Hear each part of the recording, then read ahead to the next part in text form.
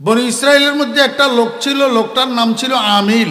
এই ছেলেটা যুবক ছেলে ছিল, অবিবাহিত, আব্বা আম্মা আগেই মারা গেছে, বিয়ে শাদী তো করেই নেই। কিন্তু এই আমিল ছেলেটা পৈতৃক সূত্রে প্রাপ্ত অনেক জমি জমার মালিক ছিল। এর নিকটতম আত্মীয় বা নিকটতম ওয়ারিস বলতে কয়েকজন চাচাতো ভাই ছিল, আবনাউল আম। এখন এই চাচাতো ভাইগুলা ছিল লুবি প্রকৃতির মানুষ। লুবি বুঝেননি? আমিল মারা গেলে আমিলের সম্পদগুলার ওয়ারিসিভাবে বকদখলকারী এরাই হবে, কিন্তু এরা ততদিন বরদাস্ত করতে তৈয়ার না।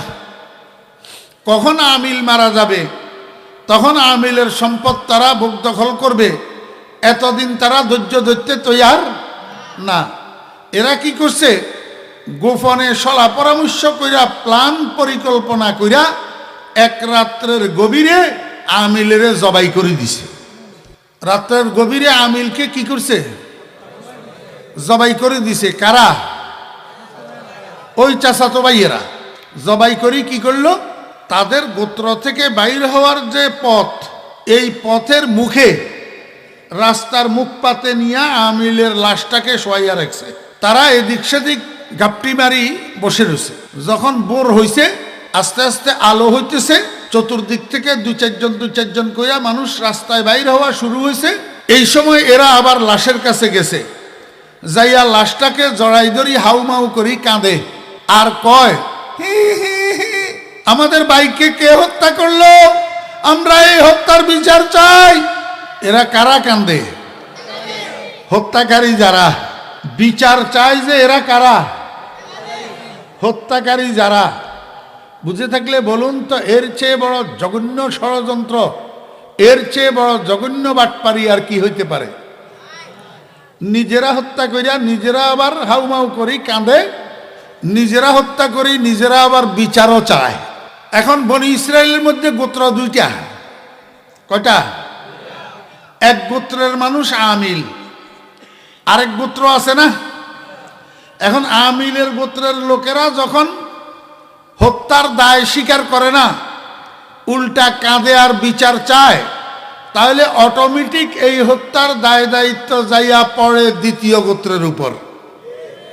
আসলে দ্বিতীয় গোত্র নিরপরাধ, এদের সাথে হত্যার কোনো সম্পর্ক নাই। এখন এরা হয়েছে সেন্টিমেন্টাল। এরা কয়, কিরে আমরা আমিলকে হত্যা করতে যাব কেন? আমিল যদি হত্যা হইয়াই থাকে তো তোরা আমিলের গোত্রের লোকেরা হত্যা করতে পারিস আমিলের সম্পদ দখল করার জন্য। আমাদের সাথে কি সম্পর্ক? আমরা কেন হত্যা করব? আর তোরা যখন এখন দায় স্বীকার করতেছিস না, তোরা যখন বিচার প্রার্থী, তাহলে তো উল্টা দায়টা আমাদের গাড়ে পড়ে। ঠিক আছে, আমরা যদি বাপের বেটা হইয়া থাকি, আমরাও এই হত্যা ক্লু উদ্ঘাটন করে ছাড়ব। এরা প্রতিজ্ঞাবদ্ধ। তো এইবার দ্বিতীয় গোত্রওয়ালারা পরামর্শ মিটিংয়ে বসছে, হত্যা রহস্য কিভাবে উদ্ঘাটন করা যায়, আমিলের হত্যাকারী কিভাবে শনাক্ত করা যায়, পরামর্শ করার জন্য মিটিংয়ে বসছে। মিটিংয়ের সংবাদ পাইয়া ওই প্রথম গোত্রের লোকেরাও আসি মিটিংয়ে অ্যাটেন্ড করছে। প্রথম গোত্রের লোকেরা এখন দনগোত্র একাকার হয়ে গেছে। বুঝাইতে চায় যে তোমরা যেরকম বিচার চাও আমরাও বিচার চাই, তোমরা যেরকম হত্যাকারী শনাক্ত করতে চাও আমরাও শনাক্ত করতে চাই। দাপ্পাবাজি। এখন পরামর্শ হইতেছে কিভাবে আমিলের হত্যাকারী শনাক্ত করা যায়। তো মাঝখানে একজন উঠি দাঁড়াইছে, দাঁড়াইয়া কয়, এই এত পরামর্শ কিসের? সহজ কাজ এটা। আমাদের মধ্যে মুসা আছে না, মুসা, মুসারে চিনেননি আপনারা? কে? হজরত মুসা আলাইহিস ইসলাম। হজরত মুসা আলাইহিস ইসলাম দোস্ত, উনি জলিলুল কদর পয়গম্বর, কিন্তু এই বনি ইসরাইল উনারে খালি মুসা কয়। কি কয়? খালি মুসা। মুসা আলাইহিস ইসলামের নামটাও সুন্দর করেই লয় না, কারণ এই বনি ইসরাইল জাতি হইল বেয়াদবের জাতি। জি, বেয়াদবের কাছে নবী রসুলের কোনো মর্যাদা নাই। যেমনি ভাবে আমাদের যুগে মুসলমানের মধ্যে বেয়াদব কতগুলো আছে, এদের কাছে আলেম ওলামার কোনো মর্যাদা না। কয় মুসা আছে না, মুসা তো বলে মুসা নাকি নবী। মুসা যদি সত্যি সত্যি নবী হইয়া থাকে তাহলে মুসাই বলতে পারবে আমিলের হত্যাকারীকে, চলো সবাই মুসার কাছে যাই। যেই কথা সেই কাজ, সবাই সমর্থন করি, বসার থেকে উঠি, দলবদ্ধ হইয়া দনগোত্র বনি ইসরাইল গেছে হজরত মুসা আলাইহিস সালামের কাছে। যাইয়া কয়, আয় মুসা, তুমি না বলে নবী? হজরত মুসা আলাইহিস সালাম কয়, ওবার শিওর আমি নবী, যে এর মধ্যে কোনো সন্দেহ আছে নাকি? বনি ইসরাইল কয়, যদি তুমি সত্যিকার নবী হইয়া থাকো তাহলে তোমাকে আজকে বলতে হবে আমাদের আমিলের হত্যাকারী কে। যদি বলতে না পারো তোমার খবর আছে? বুঝতে থাকলে বলুন তো, এই কথাটা সম্মানজনক কথা না অপমানজনক কথা? আরে বনি ইসরাইল ওই জাতি, যেই জাতি অনেক নবীকে হত্যাও করছে। অতএব এদের কাছে একজন নবীকে অপমানজনক কথা বলা কোনো বিষয় না। মুসা আলাইহিস সালাম কয়, বনি ইসরাইল, আমি নবী যে এই কথা ঠিক, কিন্তু আমি তো আলেমুল গায়েব না, আমি তো গায়েব জানি না, গায়েব জানে একমাত্র আল্লাহ। তোমাদের আমিলকে কে হত্যা করছে সেটা আমি কেমনে জানি? বনি ইসরাইল বড় চতুর। বনি ইসরাইল কয়, মুসা তুমি গায়েব জানো না এই কথা আমরাও জানি, গায়েব একজনে জানে এটা আমরাও মানি। বনি ইসরাইল কয়, মুসা আল্লাহ ছাড়া আর কেউ গায়েব জানে না এটা আমরাও জানি, কিন্তু তুমি যদি নবী হইয়া থাকো তোমার সাথে আল্লাহর সাথে একটা হট কানেকশন থাকা চাই, এবং থাকবে যদি তুমি নবী হইয়া থাকো। মুসা আলাইহিস সালাম কয়, এটা তো আছে। বনি ইসরাইল কয়, সেটারই তো আমাদের দরকার। তুমি তোমার রবের সাথে হট কানেকশন স্থাপন করো, তোমার রবকে বলো আমিলের হত্যাকারী কে তোমাকে জানাইয়া দিতে। তুমি যখন তোমার রবের থেকে জানতে পারবা আর সাথে সাথে আমাদেরকে জানাইয়া দিবা, তাহলেই তো সমস্যার সমাধান হইয়া যায়। এই কথাটা কিন্তু যুক্তিযুক্ত, এই কথাটা যুক্তি। এখন মুসা আলাইহিস সালাম আর এদের এই কথাটাকে টাল করে না। সঙ্গে সঙ্গে আল্লাহর পয়গম্বর হযরতে মুসা আলাইহিস সালাম নজর बर গাইবে বুদশ ইন্তজারে, নজর बर গাইবে বুদশ ইন্তজারে, জবাবে উ নানে গুফতো না আরে। হযরত মুসা আলাইহিস সালাম এখন আর কোনো উত্তর দেয় না, চক্ষু বন্ধ করি, মাথাটাকে নিচের দিকে করি, আল্লাহু আকবার। খামোশ হইয়া রইছে কিছুক্ষণ সময়, আরশে আজিমের সাথে কানেকশন লাগাইয়া দিছে। আল্লাহ পাক রব্বুল আলামিন কয়, আমার মুসা কি হইছে তোমার কও না? মুসা আলাইহিস সালাম কয়, মাওলাই করিম, বনি ইসরাইল তো আমার তুলা পরীক্ষায় ফেললো, এখন যদি আমি আমিলের হত্যাকারীর নাম বলতে না পারি তাহলেও সমস্যা, যদি বলতে পারি তাহলেও সমস্যা। রব্বুল আলামিন যদি বলতে পারি হয়তোবা তারা আমার নবুয়তের একরার করবে, দুই একজন ঈমান গ্রহণ করতে পারে। আপনি দয়া করে আমাকে একটু আমিলের হত্যাকারীর নামটা জানাইয়া দেন না। আল্লাহ পাক রব্বুল আলামিন কয়, মুসা আপনি বনি ইসরাইলকে চিনেন না, আমি তাদেরকে চিনি, আমি তাদেরকে তৈরি করছি, আমি তাদেরকে বানাইছি। তাদের ঘাড়ের মধ্যে রগ কতটুক সোজার কতটুক বাঁকা আমি জানি। আপনি যেভাবে বলতেছেন এইভাবে যদি আমি আপনাকে জানাইয়া দিই, আপনি তাদেরকে জানাইয়া দিলেন, এরা দোনো গোত্র এইটা মানবে না। যাদের পক্ষে হবে তারা মানবে, যাদের ঘাড়ে পড়বে তারা মানবে না, উল্টা আপনার উপরে আক্রমণ করবে। হযরত মুসা আলাইহিস সালাম কয়, রব্বুল আলামিন তাহলে এখন কি করি? আল্লাহ পাক কয়, মুসা আপনি তাদেরকে দোনো গোত্রকে একসাথ করিয়া জিজ্ঞাসা করেন, তাদের আমিলের হত্যাকারী শনাক্ত করার প্রয়োজন আছে কিনা। যদি বলে প্রয়োজন আছে তাহলে আমি একটা ফর্মুলা দেব, সেই ফর্মুলা তারা মানবে কিনা তাদেরকে জিজ্ঞেস করেন। হযরত মুসা আলাইহিস সালাম দোনো গোত্র বনি ইসরাইলকে ডাইকা একত্রিত কইরা জিজ্ঞেস করছে। পরে এরা বলছে, ঠিক আছে, অন্ধের দুই চোখের দরকার, তোমার রব যেই ফর্মুলা দিবে সেই ফর্মুলা আমরা মানব। মুসা আলাইহিস সালাম আল্লাহ পাককে কয় রব্বুল আলামিন তারা তো মানবে বলতেছে। আল্লাহ পাক রব্বুল আলামিন কয় মুসা একটা কাজ করেন, তাদেরকে বলেন একটা গরু জবাই করতে। এখন আল্লাহ পাকের নির্দেশ মোতাবেক মুসা আলাইহিস সালাম বনি ইসরাইলকে ডাইকা কয়, ও বনি ইসরাইল, আমার রবের নির্দেশ তোমরা একটা গরু জবাই করো। ওয়াইজ ক্বালা মুসা লিকওমিহি ইন্নাল্লাহা ইয়া'মুরুকুম আন তাযবাহু বাকারা। আমার রবের নির্দেশ তোমরা একটা কি করো, গরু জবাই করো। বনি ইসরাইল তো বেয়াকল জাত। বনি ইসরাইল কয় ও মা এটা কি কারবার, অলরেডি মানুষ একটা তো মার্ডার হইলই, আবার কয় গরু একটা মার্ডার করতে, ডবল মার্ডারে কি কাজ হবে? আমরা হত্যার ক্লু শনাক্ত করতে চাইতেছি, ক্লু বাইর করতে চাইতেছি, তুমি আবার নতুন হত্যা একটা হত্যাকাণ্ড ঘটাইতে চাইতেছ। মুসা বুঝলাম না, আতাত্তাখিজুনা হুজুয়া, তুমি কি আমাদের সাথে ঠাট্টা করতেছ নাকি? বনি ইসরাইল যত চালাকেই নিজেদেরকে মনে করুক, মুসা আলাইহিস সালাম থেকে বেশি তো না। তারা কয় মুসা গরু কেন জবাই করতে কও, আমাদের সাথে ঠাট্টা করতেছ নাকি? অর্থাৎ যেভাবে কয় এভাবে মানবে না, এভাবে মানবে না। সেটা কেন, কি কারণে, যুক্তি কি, সুবিধা কি, অসুবিধা কি, এগুলা কয়। বর্তমান যুগে মুসলমান কতগুলা আছে দোস্ত, আলেম ওলামারা যেভাবে কয় সেভাবে মানতে রাজি নাই। মসজিদের ইমাম সাহেব যেভাবে বলে সেভাবে মানতে নাই, মুয়াদ্দিস সাহেব যেভাবে বলে সেভাবে মানতে নাই, মুফতি সাহেব যেভাবে বলে সেভাবে মানতে নাই।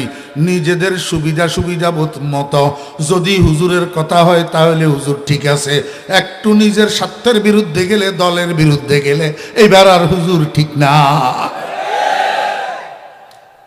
মুসা আলাইহিস সালাম কয় ক্বালা আউযু বিল্লাহি আন আকুনা মিনাল জাহিলিন।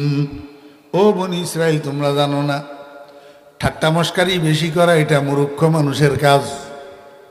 কার কাজ? একটা শিক্ষিত মানুষ দুনিয়ার লাইনে হোক আর আখিরাতের লাইনে হোক, আরবি লাইনে হোক আর জেনারেল লাইনে হোক, একটা শিক্ষিত মানুষ যত শিক্ষিত হয় তত তার মধ্যে ওয়েট আসে, একটা বাড়িবর্তকতা আসে, কথাবার্তার মধ্যে একটা ওজন হয়, চালচলনের মধ্যে একটা ওজন হয়। দোস্ত, মূর্খ মানুষ যারা রাত্র দিন 24 ঘন্টা হা হা হি হির মধ্যে জীবন কাটে, কথাবার্তার মধ্যে ওজন থাকে না, চালচলনের মধ্যে ওজন থাকে না, কাজকর্মের মধ্যে ওজন থাকে না। এখন তো দেখি শিক্ষিত ফোলা কতগুলা এরকম রাত্র দিন 24 ঘন্টা হা হা হি হির মধ্যে জীবন কাটে। বোঝা গেল লেখাপড়া করছে কিন্তু জ্ঞান ভিতরে ঢুকে না। মুসা আলাইহিস সালাম কয় বনি ইসরাইল, ঠাট্টা মস্কারি করা এটা তো মূর্খ মানুষের কাজ। তোরা মূর্খ, তোরা ঠাট্টা করতে পারিস, আমি তো মূর্খ না। আল্লাহ পাক রব্বুল আলামিন এই দুনিয়াতে যত মানুষ বানাইছে, প্রথম শ্রেণীর মানুষগুলার নাম নবী রসুল। এই নবী রসুলদের মধ্যে আমি একজন উচ্চ মর্যাদা সম্পন্ন আসমানি কিতাবধারী রসুল। অতএব আমার মতো একজন মর্যাদা সম্পন্ন মানুষ ঠাট্টা মস্কারি কিভাবে করতে পারে? আমি আল্লাহর কাছে আশ্রয় চাই আমি যেন মূর্খদের অন্তর্ভুক্ত না হই। এবারে একটার দিকে তাকায় আর টিপ্পনি করে, হারে ক বরবাদ করছ কিলে কইলি, এবারে তো সবেরই মূর্খ বানাই ছেড়ছে। দেমাগ ঠিকানায় লাগছে, বুঝছে মস্কারি না, আসলে এই গরু জবাই করার জন্য নির্দেশ দিতেছে। এবার কয় মুসা বুঝছি গরু জবাই করতে হবে, এটা তোমার রবের কনফার্ম নির্দেশ, ঠাট্টা মস্কারি না। কিন্তু দুনিয়ার মধ্যে গরু তো ভর্তি, কত বয়সের গরু আছে, আল্লাহু আকবার, বাছুর গরু আছে, যুবক গরু আছে, বুড়া গরু আছে।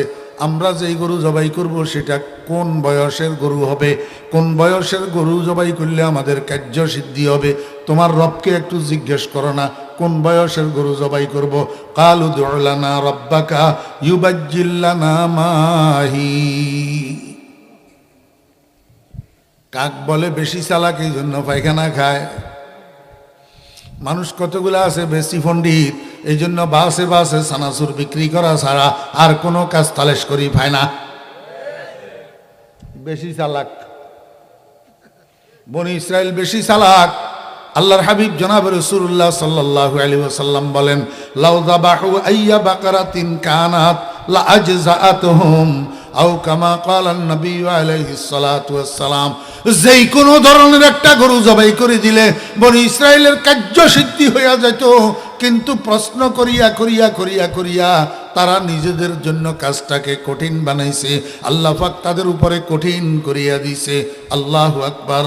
ও বেরা দোস্ত আহবাব, এখন বনি ইসরায়েল কয়, মুসা তোমার রবকে জিজ্ঞেস কর না কোন বয়সের গরু হবে। আল্লাহ পাক রব্বুল আলামিন কয়, ক্বালা ইন্নাহু ইয়াকুল ইন্নাহা বাকারাতুল্লা ফারিদু ওয়ালা বিকর। হযরত মুসা আলাইহিস সালাম কয়, বনি ইসরাইল, আমি আমার রবের সাথে কানেকশন করে জিজ্ঞাসা করছি তোমাদের গরুর বয়সের সম্পর্কে। আমার আল্লাহ বলছেন, এমন গরু তোমরা জবাই করবা যেটা বুড়া গরু হবে না, বয়স খাওয়া গরু হবে না, লা ফারিদুন, আর একেবারে বাছুর গরু হইলেও হবে না, ওয়ালা বিক্র। বুড়া গরু দিয়া তোমাদের কাজ হবে না, বাছুর গরু দিয়া কাজ হবে না। তাহলে কিরকম গরু লাগবে? কয় আওয়ানুম বাইনা যালিক, এই দুই বয়সের মধ্যবর্তী বয়সের গরু লাগবে। আমার পেয়েরা দোস্ত আহবাব, বাছুর বয়সের নাম হইল বাল্যকাল, আর বুড়া বয়সের নাম হইল বৃদ্ধকাল। এই দুই কালের মাঝখানে যেই কালটা থাকে এটার নাম কি? যৌবনকাল। কোন কাল? আল্লাহ পাক রব্বুল আলামিন কয়, বনি ইসরাইল, তোরা যেই গরু জবাই করি আমিলের হত্যাকারী শনাক্ত করতে চাস, এই গরুটা যৌবনকালের গরু হইতে হবে, বুড়া বয়সের গরু দিয়া হবে না, বাছুর বয়সের গরু দিয়া হবে না। কারণটা কি? ওরে বাল্যকাল অপ্রাপ্ত বয়স, এটা কোনো কাজের বয়স না। ওরে বৃদ্ধকাল, আল্লাহু আকবার, প্রাপ্তি হারানোর বয়স। বৃদ্ধকাল প্রাপ্তি হারানোর বয়স, এটাও কোনো কাজের বয়স না। আসল বয়স হলো যৌবন বয়স। আল্লাহ পাকের কাছে যৌবন বয়সের গুরুত্ব। এই জন্য আল্লাহর হাবিব জনাব রাসূলুল্লাহ সাল্লাল্লাহু আলাইহি ওয়াসাল্লাম বলেন, ও আমার উম্মতের যুবকেরা, যৌবনটা হলো তোমাদের বয়সের মুখ্য অংশ। এই যৌবনটাকে হেলায় নষ্ট করিও না। এই যৌবনটাকে ইয়াবাখুরির মধ্যে লাগাইও না, গাঁজাখুরির মধ্যে লাগাইও না। এই যৌবনটাকে চুরি ডাকাতির মধ্যে নষ্ট করিও না। এই যৌবনটাকে আল্লাহু আকবার ইফটিজিং এর মধ্যে নষ্ট করিও না। নারী দর্শন এসিড নিক্ষেপের মধ্যে নষ্ট করিও না। এই যৌবনটাকে হাইজ্যাক লুটতরাজের মধ্যে নষ্ট করিও না। এই যৌবনটাকে মসজিদের সাথে বান্ধিয়া দাও।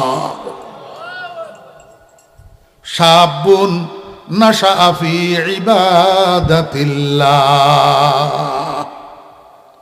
আজকে বালুয়াকান্দি মাদ্রাসার মাহফিলের মধ্যে আমার ছোট ভাইরা, আমাদের সন্তানেরা, যে সমস্ত যুবকেরা উপস্থিত হয়েছ, তোমরা সৌভাগ্যবান। যদিও ছোটকালে আব্বাই তোমাদেরকে মাদ্রাসায় দেয় নাই বিদায় তোমরা কোরআন হাদিস পড়তে পারো নাই, মাদ্রাসায় পড়তে পারো নাই, কিন্তু এই মাহফিলগুলার সুবাদে তোমরা কোরআন হাদিসের শোনার সৌভাগ্য আল্লাহ পাক তোমাদেরকে দিয়েছে। এইখান থেকে তোমরা একটা পাঠ নিয়ে যাও। কি পাঠ নিবা? ওরে তিন কালের মধ্যে গুরুত্বপূর্ণ কাল হইল যৌবনকাল। বাল্যকালে একটা মানুষের উপরে শরীয়তের হুকুম থাকে না।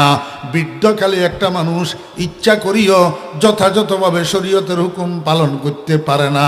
ওরে শরীয়তের হুকুম পালন করার, আল্লাহর হুকুম পালন করার, আল্লাহর হাবিবের সুন্নত পালন করিয়া আল্লাহর হাবিবের প্রেম প্রদর্শন করার উপযুক্ত সময় হলো যৌবনকাল।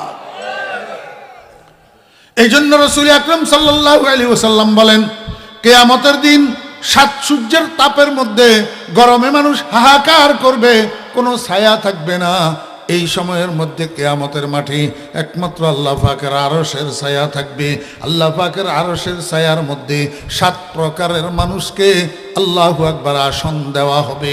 এই মানুষগুলাকে কিয়ামতের মাঠে ফেরেশতারা ঘুরিয়া ঘুরিয়া টিকেট দিবে, কারণ আরশে আজিমের ওই ছায়াটার চতুর্দিকে আল্লাহু আকবার সাইড ওয়াল করা থাকবে, একটা গেট থাকবে, গেটে ফেরেশতা দরন থাকবে, যে কেউ সেখানে ঢুকতে পারবে না। যাদের কাছে টিকিট আছে তারা ঢুকতে পারবে। টিকিট কারা পাবে? আল্লাহর হাবিব বলেন 7 প্রকারের মানুষকে ফেরেশতারা কিয়ামতের মাঠে ঘুরিয়া ঘুরিয়া টিকিট দিবে। তন্মধ্যে এক প্রকার শাবুন নাশা ফি ইবাদাতিল্লাহ, ওই যুবক যৌবনের গরমির কারণে, যৌবনের উত্তেজনার কারণে, যেই যুবক ইত্রামি করে নাই, অহংকার করে নাই, চুরি ডাকাতি করে নাই, যৌবনকে নষ্ট করে নাই, যৌবনের গরমির কারণে মানুষের উপরে অত্যাচার করে নাই, কোনো মায়ের কলিজার টুকরার মাথার উপরে হকি স্টিক দিয়া বাড়ি দেয় নাই, ওর রাজনীতির নামে নেতা বাবার চোখের ইশারায় কোনো মায়ের কলিজার টুকরার বুকে ড্যাগার ঢুকায় নাই, রিভলভারের গুলি ছুড়ে নাই, বরং যৌবনটাকে আল্লাহ পাকের ইবাদতের মধ্যে নিমজ্জিত করছে, মসজিদের সাথে লাগাইয়া দিছে। এই যুবককে কিয়ামতের মাঠে আল্লাহ পাক আল্লাহর ফেরেশতাকে দিয়া টিকিট প্রদান করাবে আল্লাহর আরশের নিচে ছায়ার মধ্যে জায়গা পাওয়ার জন্য। আমার বেহরা দোস্ত আহবাব, বনি ইসরায়েলের গরুর জন্য আল্লাহ পাক যৌবন বয়স কেন নির্বাচন করলেন? এই কথাটা নবীজির উম্মতকে বোঝানোর জন্য। ও আমার বন্ধুর উম্মতেরা, যৌবনটা একটা অমূল্য নেয়ামত। আল্লাহু আকবার। বাকাইতু আলা শাবাবিন কাদ তাওয়াল্লা ফায়া লাইতা শাবাবা লানা ইয়াউদু ওয়ালাউ আন্না শাবাবা ইউবাউ বায়ান লা আতাইতুল বাইআ মা ইউরিদু। ওরে ফরিদুদ্দিন, বয়স 61 বছর চলের, এখন আর যৌবন নাই, যৌবন নাই। এখন যদি ফরিদুদ্দিন কয় আমার যৌবনটা হাতে লইয়া যদি দুনিয়ার কোনো ফেরিওয়ালা আমার কাছে আসতো, আমার স্থাবর সমস্ত সম্পত্তি দিয়া আমি যৌবনটা খরিদ করে নিতাম, বলতে পারবে মৃত্যু পর্যন্ত, কিন্তু কোনো ফেরিওয়ালা ফরিদুদ্দিনের যৌবন ফিরাইয়া দেওয়ার জন্য তার কাছে তার যৌবনটা নিয়ে আসবে না। ও আমার ছোট ভাইরা, আল্লাহু আকবার। এই অল্প কয়দিন সবর করো, 20টা বছর অপেক্ষা করো, 10টা বছর অপেক্ষা করো, 25টা বছর অপেক্ষা করো। একবার চোখেরে বন্ধ করি আবার খুলতে যতক্ষণ সময় লাগে এতক্ষণও যাবে না, তুমিও ফরিদুদ্দিনের মতো সাদা হইয়া যাবে। फूल बनने की खुशी से मुस्कुराती है कली, फूल बनने की खुशी से मुस्कुराती है कली, दर हकीकत ये तगय्युर मौत का पैगाम है, दर हकीकत ये तगय्युर मौत का पैगाम है। বয়স তোমার যখন 10 বছর ছিল তোমার জীবনের একটু গ্যারান্টি ছিল, যখন 15 বছর হয়েছে গ্যারান্টি একটু কমছে, যখন 20 বছর হয়েছে গ্যারান্টি একটু কমছে, যখন 30 হয়েছে গ্যারান্টি একটু কমছে, যখন 35 হয়েছে গ্যারান্টি একটু কমছে, যখন 40 হয়ে গেছে মনে রাখিও তোমার জীবনের আর গ্যারান্টি না।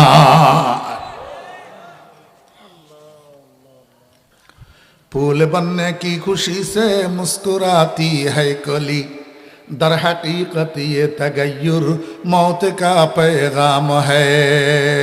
এই জন্য আমার ছোট ভাইরা, আমাদের সন্তানেরা, আমি বলি স্কুল কলেজে পড়ো কোনো অসুবিধা নাই, চাকরি বাকরি করো কোনো অসুবিধা নাই, যেই কোনো দলের রাজনীতি করো আমার কোনো অসুবিধা নাই, কিন্তু মুসলমানের সন্তান হিসাবে ইসলামকে ভুলিও না, আল্লাহ রসুলকে ভুলিও না, কবর হাসরকে ভুলিও না।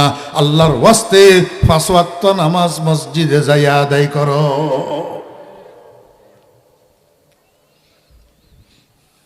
আওয়ানুম বাইনা যালিক, আওয়ানুম বাইনা যালিক।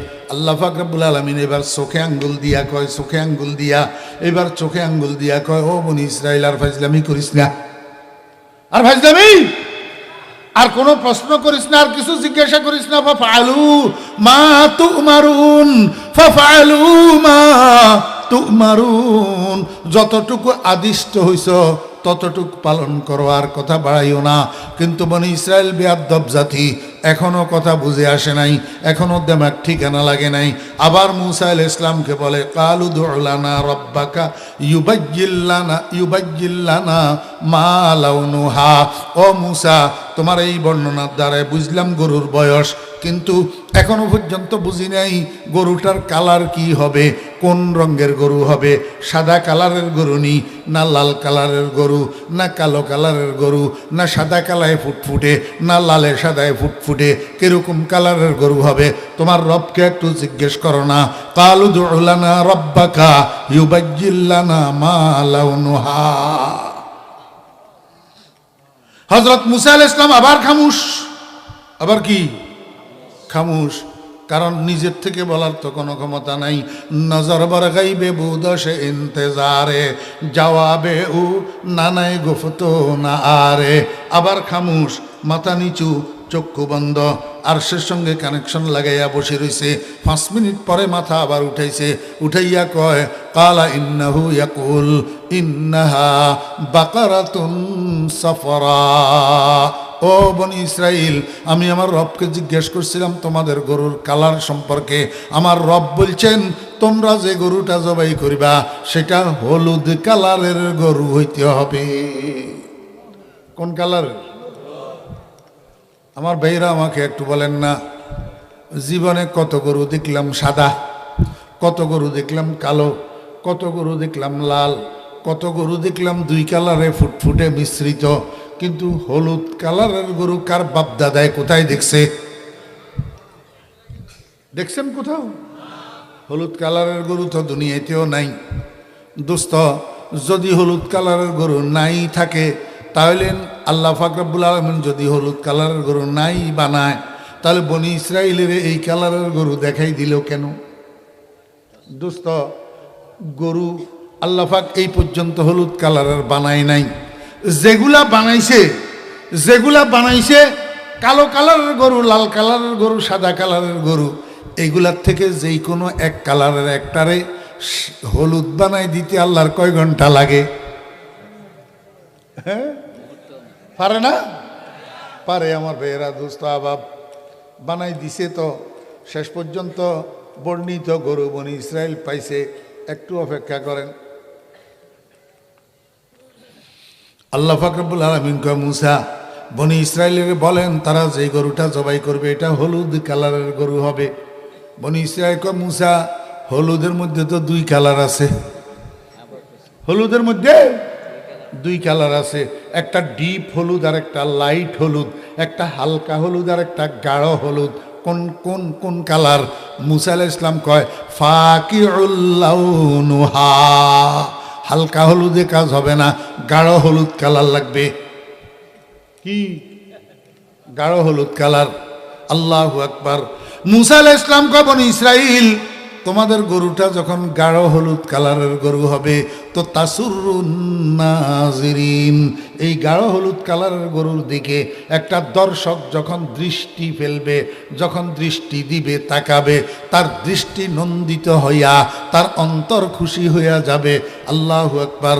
আমার ভাইরা, দোস্ত আহবাব, দুনিয়াতে আল্লাহ পাক যত কালার বানাইছেন সবচেয়ে সুন্দর কালার, সবচেয়ে দৃষ্টিনন্দন কালার, সবচেয়ে অন্তরকে আনন্দিত করে, উৎফুল্লিত করে তোলার কালার হলো হলুদ কালার।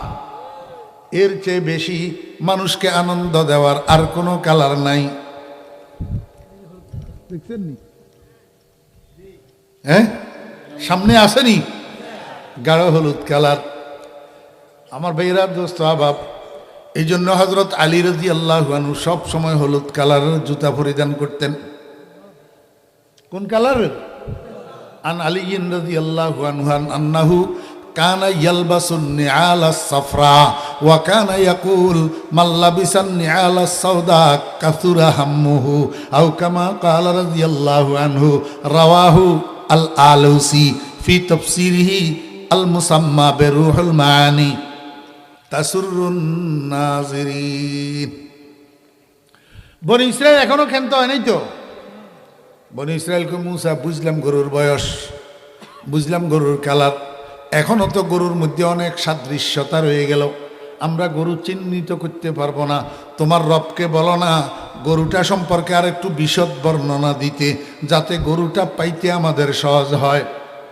কালু দুউ লানা রব্বাকা ইউবাজ্জিল লানা মা হিয়া ইন্নাল বাকারা তাশাবাহা আলাইনা। আবার কি কয়? ও মুসা তুমি টেনশন করিও না, তুমি তোমার রবেরে জিজ্ঞাসা করো, তোমার রবের গরু সম্পর্কে বিস্তারিত বর্ণনা দিতে বলো, বিস্তারিত বর্ণনা দিতে বলো। ওয়া ইন্না ইনশাআল্লাহু লামুহতাদুন, আমরা ইনশাআল্লাহ বর্ণিত গরু পাইয়া যাব, বর্ণিত গরু পাইয়া যাব। বনি ইসরাইল অদুস্থ বনি ইসরাইল খারাপ হইলেও মুখের থেকে ইনশাআল্লাহ বাইর হইছে। কি বাইর হইছে? ইনশাআল্লাহ। এখন তো আমরা আখেরি জমানার মুসলমান, হ্যান করেঙ্গে ত্যান করেঙ্গে হাতি মারেঙ্গে লাথি মারেঙ্গে, ইনশাআল্লাহ মুখের থেকে বাইর হয় না। এই কারণে শেষ পর্যন্ত মাসিও মারা যায় না।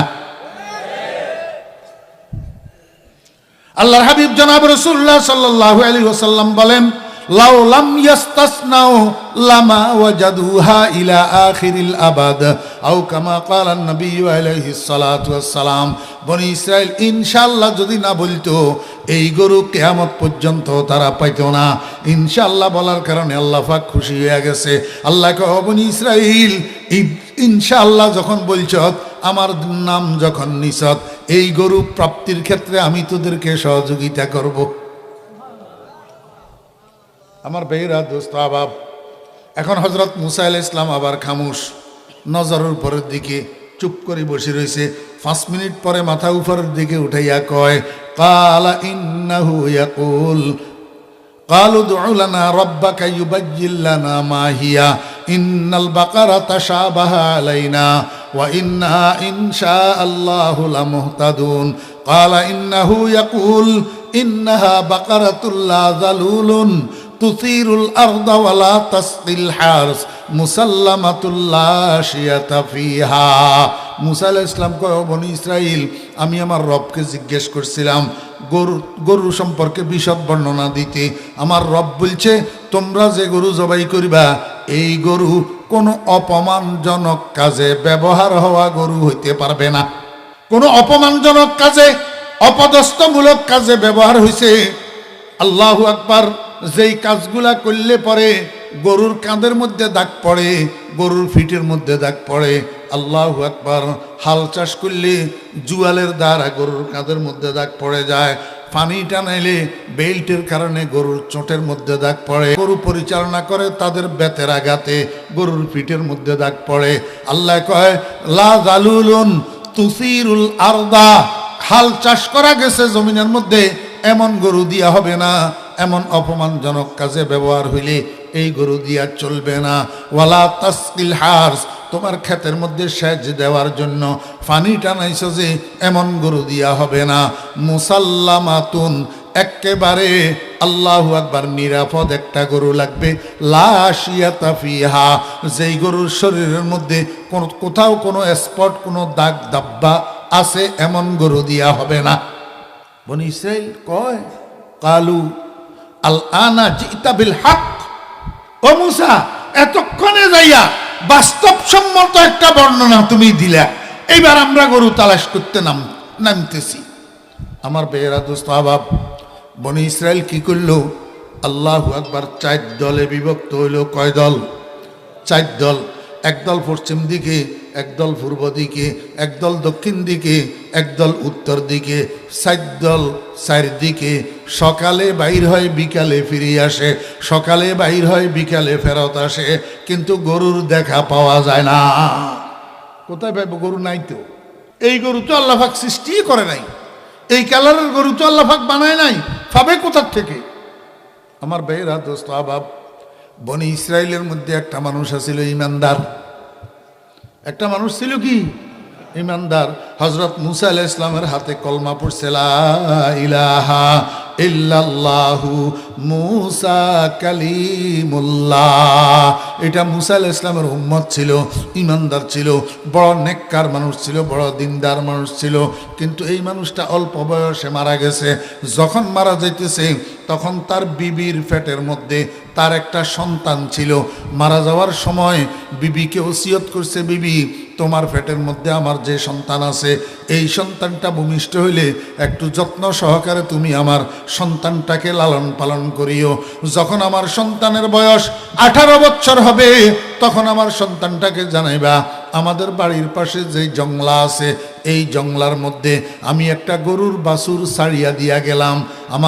আমার বাচ্চার বয়স যখন 18 বছর হবে, প্রাপ্তবয়স্ক হবে, তখন তাকে বলবা জংলার ভিতর যাইয়া গরুটা নিয়ে আসার জন্য। আর কিছু বলার সুযোগ নাই। সাথে সাথে লোকটা মারা গেছে। ওনার স্ত্রী তো বুঝি কুলে উঠতে পারল না, কিরে ব্যাপার, আজকে গরু রাখি যাইতেছে, বলে গরুর বাছুর। 18 বছর সন্তানের বয়স হলে বলে তাকে পাঠাইতাম গরু আনতে। কি কয়, এই জঙ্গলার ভিতরে আল্লাহু আকবার বাগবাল লোকের মধ্যে গরু একটা 18 বছর কিভাবে জীবিত থাকবে, কিছু তো বুঝি উঠতে পারলাম না। আচ্ছা, যাকে পাঠানোর জন্য বলা হয়েছে সে একবার আসুক। কিছুদিন পরে বাচ্চাটা ভূমিষ্ঠ হয়েছে। মা একিলা, আর কোনো আত্মীয় স্বজন কেউ নাই। একা একা যত্ন সহকারে বুকে পিঠে করি এই সন্তানটাকে, এই ছেলেটাকে মা লালন পালন করতেছে। বাচ্চার বয়স যখন 11 বছর হয়েছে, কত বছর? 11 বছর। কিছু বুঝ ব্যবস্থা হয়েছে। এখন বাচ্চা দেখে সংসারের সমস্ত কাজকর্মগুলা মা একা একা করে, কেউ সাহায্য করনেওয়ালা নাই। আল্লাহু আকবার। এই 11তম বছর বয়সের থেকে ছেলেটা মায়ের কাজে সাহায্য করা শুরু করছে। মায়ের কাজে সাহায্য করা, ছোটোখাটো হালকা ফুতলা যে সমস্ত কাজ নিজের দ্বারাই করা সম্ভব, এই কাজগুলো আর মাকে করতে দেয় না। কয়, মা এখন আমি বড় হয়েছি, এখন আমি আপনাকে কাজে কর্মে সাহায্য করি। আস্তে আস্তে বাচ্চার বয়স যখন 15 বছর হয়েছে, এবার মাকে আর কোনো কাজেই করতে দেয় না, সমস্ত কাজ নিজে করে। আমার বেয়েরা দোস্ত আবাব, যখন এই ছেলেটার বয়স 17 বছরের শেষ, 17 বছরের, মা একদিন আল্লাহর দরবারে হাত উঠেছে। হাত উঠে কয়, রব্বুল আলামিন, আমার ছেলেটা সেই 11 বছর বয়স থেকে আমার খেদমত করা শুরু করছে। আমি মা হইয়া তোমার কাছে ভিক্ষা চাইতেছি আমার সন্তানের জন্য। মায়ের খেদমতের উসিলায় আমি মা তার খেদমতে সন্তুষ্ট হইয়া তার জন্য দোয়া করি। আয় আল্লাহ, আমার সন্তানের অবস্থাটা তুমি পরিবর্তন করে দাও, আমার সন্তানের দারিদ্রতা তুমি বিমোচন করে দাও। মা আল্লাহর কাছে দোয়া করছে। ও দোস্ত আবাব, 1 সেকেন্ড দেরি লাগে নাই, আল্লাহ পাক রব্বুল আলামিন এই দোয়াটা কবুল করছেন। দোয়াটা কি করছেন? কবুল করছেন। আমার যুবক ভাইয়েরা, বিশেষ করে যে সমস্ত যুবকেরা বিয়ে শাদী করছেন, এখনও ছেলে মেয়ে হয় নাই, অথবা একটা ছেলে হয়েছে, অথবা 2টা ছেলে হয়েছে, অথবা তিনটা সন্তান হয়েছে, এই রকম সময়ের মধ্যে মা বাপ খেদমতের বড় মহতাজ থাকে, মা বাপ মায়ার বড় কান্ডারি থাকে, মায়ার বড় পাগল থাকে। এই সময়ের মধ্যে যেই সন্তান মা বাপকে খেদমত করিয়া অন্তর খুশি করিয়া দিতে পারবে, মা বাপ যদি আল্লাহর দরবারে হাত উঠাইয়া কয়, ও আল্লাহ, আমার ছেলেটাকে তুমি কোটিপতি বানাইয়া দাও, ওরে তোর কপাল খুলি যাবে। মা বাপের দোয়া ফেরত আসে না। মা বাপ তো দারিদ্রতা বিমোচনের মেশিন। আজকে আমার হাতে সময় নাই, মা বাপ ইচ্ছা করলে মুর্দা ছেলেকে জিন্দা বানাইতে পারে। জিন্দা হাদিসের ভিতরে আছে, মা বাপ ইচ্ছা করলে মুর্দা ছেলেকে কি বানাইতে পারে? জিন্দা বানাইতে পারে। আল্লাহ পাক রব্বুল আলামিন এই মায়ের দোয়া কবুল করছে। দোয়া কবুল করে কি করছে জানেননি? ওই তার বাপে যে 18 বছর আগে তার জন্য জঙ্গলার মধ্যে গরুর বাছুর একটা রাখি গেছে, এখন গরু হিটা 18 বছর বয়স হইয়া গেছে। বুঝে থাকলে বলেন না, 18 বছর বয়সে গরুর যৌবন থাকেনি। একটা গরুর যৌবনকাল কোনটাকে বলে জানেন? তাফসীর খুলি দেখেন, একটা গাভী গরুর যখন 2টা বাচ্চা হয়, এই বয়সটা একটা গরুর পরিপূর্ণ যৌবন। পরিপূর্ণ যৌবন। আল্লাহ পাক রব্বুল আলামিন কি করছে? ওই জঙ্গলার গরু এইটাকে যৌবন বয়সে ঘুরাইয়া দিছে। 18 বছরের থেকে যৌবন বয়সে ঘুরাইয়া গরু এটারে যুবক গরু বানাইয়া দিছে। এই গরু এটা আগের যেই রং আছিল, এই রংটাকে পরিবর্তন করি আল্লাহ পাক গাঢ় হলুদ কালার বানাইয়া দিছে। একেবারে যেইভাবে বর্ণনা দিছে, শরীরের কোথাও কোনো দাগ নাই, কোনো স্পট নাই, একেবারে সম্পূর্ণ তেলতেলে শরীর, জকজকে শরীর করিয়া দিছে এই গরু এইটারে। এই ছেলেকে আল্লাহ পাক রব্বুল আলামিন অবস্থা পরিবর্তন করাবে এই গরু দিয়া। আমার ভাইরা দোস্ত আবাব, ছেলের বয়স যেদিন 18 বছর পুরা হয়েছে, ছেলের বয়স যেদিন 18 বছর পুরা হয়েছে, মায় ডাকিয়া কথাটা বলছে, বাবারে, তোর আব্বার ইন্তেকালের সময় আমাকে একটা কথা বলে গেছিলেন, এই এই এই এই ঘটনা। ছেলে কয়, মা এটা কোন ধরনের কথা? 18 বছর আগে জঙ্গলার মধ্যে আব্বা আমার জন্য গরু রাখি গেছে। গরু এটা বুঝি এতদিন আছে, এটারে ব্যাগে খাইয়া ফেলে নাই, সিংহে খাইয়া ফেলে নাই, বাল্লুকে খাইয়া ফেলে নাই। মায়ে কয়, বাবারে তোর আব্বা বড় দিনদার মানুষ ছিল, বড় আল্লাহওয়ালা মানুষ ছিল, বড় ইমানদার মানুষ ছিল। উনি যখন একটা কথা কইয়া গেছে, একটু জঙ্গলার মধ্যে যাইয়া দেখ, তারপরে কি হয় একটু দেখি। ছেলে মায়ের কথা শুনি, আল্লাহু আকবার। বাড়ির পাশে জঙ্গলার মধ্যে ঢুকার যে প্রবেশ পথ, এই পথে দিয়া একটু সামনে গেছে, পরে দেখে একটা গরু তার সামনে দাঁড়ানো। গরু তার সামনে দাঁড়ানো। সব কিছু খেলা খেলতে আছে তো উপরওয়ালা। কে খেলতে আছে? উপরওয়ালা। আমার বেরা দোস্ত আবাব, আল্লাহ সুবহানাহু ওয়া তাআলা আলা কুল্লি শাইইন কাদির লা ইয়াখরুজু আন ইলমিহি ওয়া কুদরাতিহি শাই। গরুটার সামনে পাইয়া এই ছেলেটা গরুর পিঠের উপরে এমনি হাত রাখছে। আল্লাহু আকবার। গরুর পিঠের উপরে যখন হাত পাইছে, বাদ্য সন্তানের মতো ছেলের আগে আগে হাঁটা শুরু করছে বাড়ির দিকে। গরু এটাকে বাড়িতে আনি, ছেলে এটা সযত্নে লালন পালন করতেছে। এই সময়ের মধ্যে ওই বনি ইসরাইল চতুর্দিকে গরু তালাশ করে, কিন্তু পায় না। সাজ্জল চারদিকে সকালে বাইর হয়, বিকালে ফিরে আসে, গরুর সন্ধান পায় না। আল্লাহ পাক রব্বুল আলামিন ফেরেশতা দুইজনের ডাকছে। ডাকি কয়, তোমরা দুজন ফেরেশতা জমিনে যাও, দুজন ফেরেশতা জমিনে যাও, মানুষের আকৃতিতে যাইবা, সুন্দর সাদা টুপি আর পাগড়ি লাগাইবা, এতটুক লম্বা দাড়ি লাগাইবা, আল্লাহু আকবার, নেসপেসাক জুব্বা লাগাইবা। এই বেশে দুজন জমিনে যাও। একজন যাইবা কার কাছে? বনি ইসরাইলের কাছে। আরেকজন যাইবা ওই গরুর মালিক ছেলে এইটার কাছে। গরুর মালিক ছেলে এইটারে বলবা, বাবারে আমি তোমার একটা উপকার করার জন্য এসেছি, তোমার গরু এটা খরিদ করার জন্য বনি ইসরাইল আসবে। বনি ইসরাইল তোমার গরু এটা খরিদ না করি তাদের উপায় নাই, অতএব ইচ্ছা মতো মনে যা চায় মূল্য ধরি লইও, এই সুযোগ।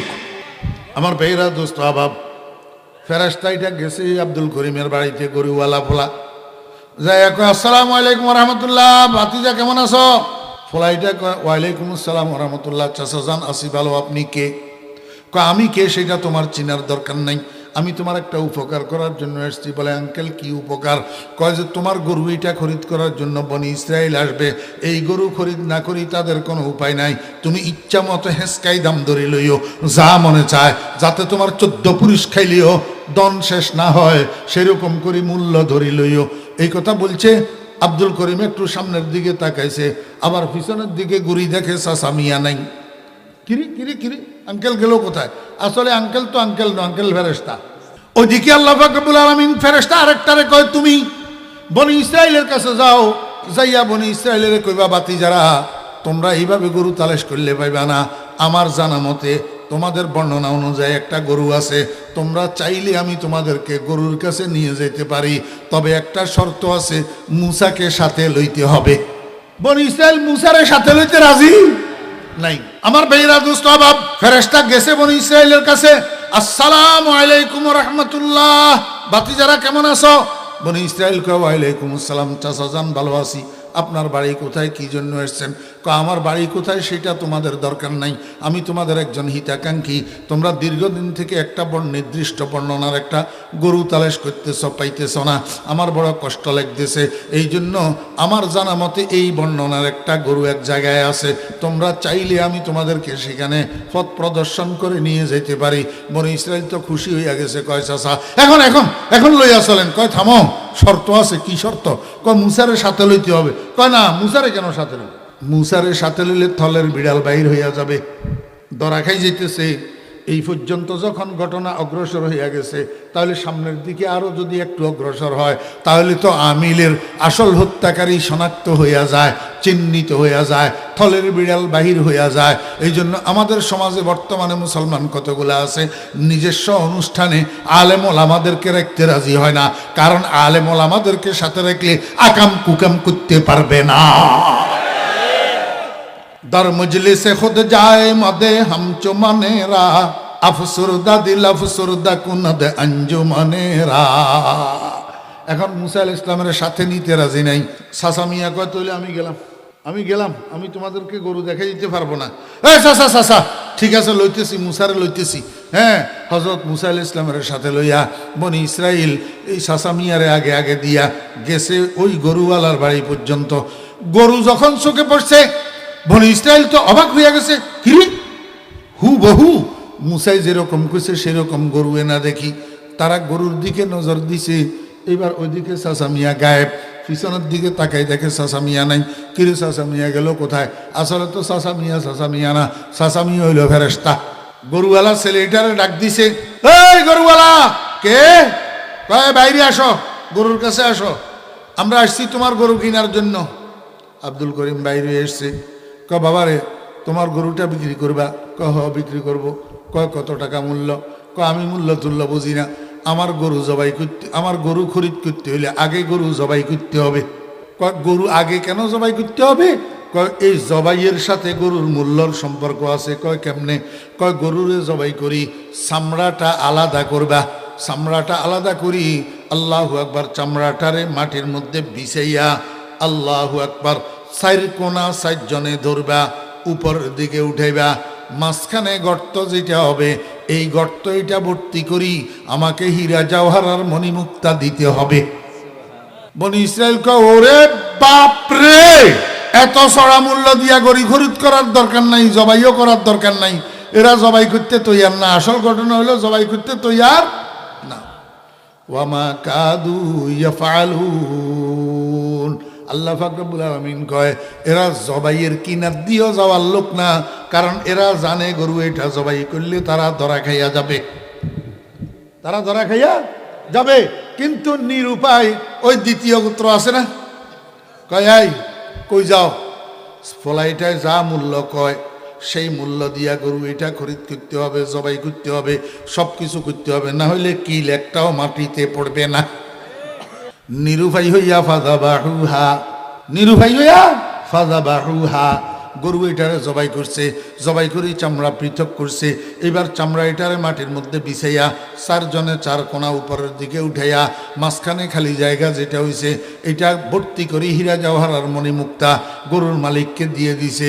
মালিক তো হীরা জওহর লইয়া চলে গেছে। এখন বনি ইসরাইল কয় মুসা, তোমার কথা মতো গরু তো খরিদ করলাম, জবাইও করলাম, জবাই করতে কইছিলা, জবাই তো করছি, এখন কি করতাম ক না। এবার আমিলের হত্যাকারী শনাক্ত কেমনে হবে? হজরত মুসা আলাইহিস সালাম কয় এক কাজ করো, গরু এটার রানের থেকে এক টুকরা গোশত কাটো। বনি ইসরাইল গরু এটার রানের থেকে এক টুকরা গোশত কাটছে। গোশতের টুকরা এটা যখন হাতে লইছে, মুসা আলাইহিস সালাম কয় চলো এবার কোথায়? কয় যে আমিলের লাশ কোন জায়গায়, সেখানে চলো। এবার আমিলের লাশের কাছে গেছে। মুসা আলাইহিস সালাম কয় সবাই গোল হইয়া দাঁড়াও যাতে সকলে দেখতে পায়। আল্লাহু আকবার। আমিলের লাশের কাছে চতুর্দিকে সবাই গোলাকার হইয়া দাঁড়াইছে। ও বেয়েরা, হজরত মুসা আলাইহিস সালাম গোশতের টুকরাইটা হাতের মধ্যে লইয়া আমিলের শরীরের মধ্যে এই কাটা গোস্তের টুকরাইটা দিয়া দিশে বাড়ি খাওয়ার লগে লগে আমিল জিন্দা হইয়া উঠি বসি গেছে। বসি কয় এ এ এ এ এরা আমাকে হত্যা করছে। বনি ইসরায়েল সবাই দেখছেনি, শুনছেনি, দেখছেনি, শুনছেনি, আর অস্বীকার করার কোনো সুযোগ আছে? সুযোগ আছে? ফাকুলনা দরিবুহু বিবাযিহা, ফাকুলনা দরিবুহু বিবাযিহা কাযালিকা ইউহয়িল্লাহুল মাউতা ওয়া ইউরিকুম আয়াতিহি লাআল্লাকুম তাআকিলুন। মুসা আলাইহিস সালাম গোশতের টুকরাইটা দিয়া আমিলের শরীরের মধ্যে যখন বাড়ি লাগাইছি, আমিল জিন্দা হইয়া গেছে। আমার বেরা দোস্ত আবাব মাশুক মন খবর দেহদ বর মকতুল মন বরায়দ বরলবে মন বুসা দেহদ জিন্দা শাওয়াম আখর নামানম। আমিল জিন্দা হইয়া উঠি বসছে, বসি এদেরকে দেখাই দিছে এ এ এ এ আমাকে হত্যা করছে। এই কথা বলি আবার জায়গায় পড়ি আবার মারা গেছে, জায়গায় পড়ি আবার মারা গেছে। আমার বেরা দোস্ত আবাব, এইবার আমিলের হত্যাকারী শনাক্ত হয়েছে না হয় নাই?